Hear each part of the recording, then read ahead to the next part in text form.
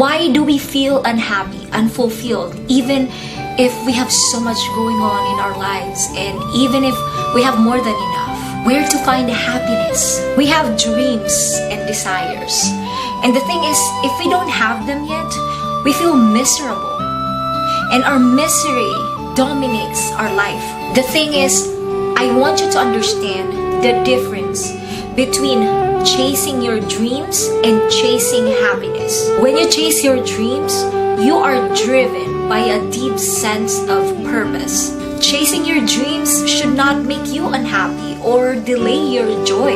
In fact, chasing your dreams gives you a sense of fulfillment, because all throughout that journey, you understand that you have a purpose. So now, here's the difference. When you chase happiness, you are driven by your ego. The ego tells you need more. You don't have enough.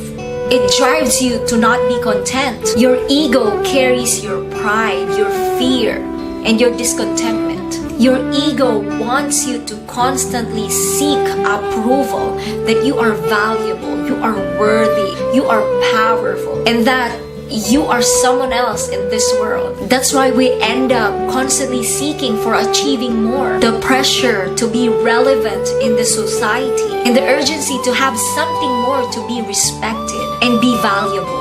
When in fact, nothing and no one can give you value. Value is not acquired from external things or the events and circumstances that happen in your life. With or without your dreams, you are already valuable. You need to learn to understand yourself more, whereby you understand the difference if you are driven by your purpose or you are just being driven by your ego.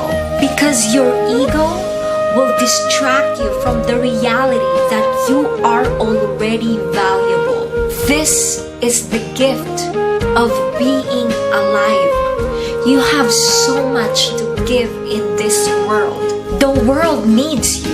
The only thing that stands between you and fulfillment, it's not what you have or don't have. It's not who loves you or doesn't. It's not what you achieved and have not achieved. It is the belief that your life is not enough. If people can realize that all our dreams, achievements, wealth, fame are not the source of happiness, they are simply events that happen through pursuing our dreams and have nothing to do with being happy. Let me give you an example. Do you remember when you were young? You were a child, you were a kid. Everything was so simple. As long as you get to eat and play, you're happy. What is the difference between now and then? As we get old, we get to influenced by the society that we need to be someone, that we need to fit in. It causes us to feel unworthy and invaluable. And then your ego kicks in that you need to be more. But the reality is, happiness doesn't come from getting something that we don't have. But happiness comes from appreciating and recognizing what we do have. You know, I know people who cry, miserable and depressed because they have less than $5 million in their bank accounts.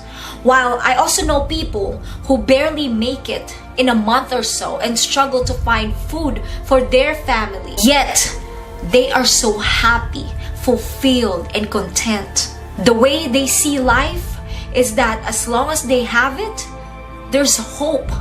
They will make it. They make the most of what they have, and they don't let the circumstance dictate the quality of their life. As long as they have a life, they know they are capable of living. They are alive, awake, and living the life. They are not waiting for their circumstances to change in order for them to be happy. Appreciating what you have is just the start. You have to closely look into the things and dig deeper around you and truly embrace this mindset. The last thing that you want to happen is that when we are old and gray, that's the only time you will realize that we actually don't need more to be happy. You can find happiness right where you are. Keep your request